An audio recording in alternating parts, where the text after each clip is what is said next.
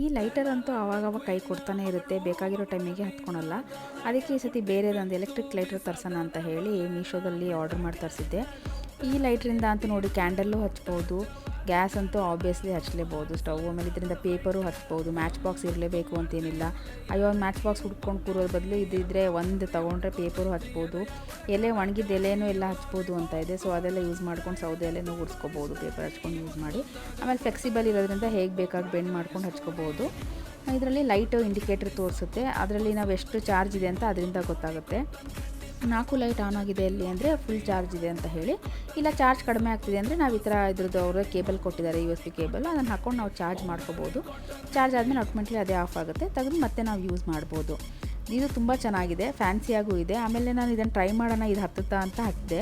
ಫಸ್ಟಿಗೆ ಹತ್ತುತ್ತಿಲ್ಲೇನೋ ಅಂತ ಸೈಡಿಗೆ ಇಟ್ಬಿಟ್ಟಿದ್ದೆ, ಆಮೇಲೆ ನೋಡ್ತೀನಿ ಹತ್ಕೊಂಡು ಹೊರಿತಾ ಇತ್ತು. ಸೊ ಇದಂತೂ ತುಂಬ ಯೂಸ್ಫುಲ್ ಪ್ರಾಡಕ್ಟು. ವಿಡಿಯೋ ಇಷ್ಟ ಆಗಿದರೆ ಲೈಕ್ ಮಾಡಿ.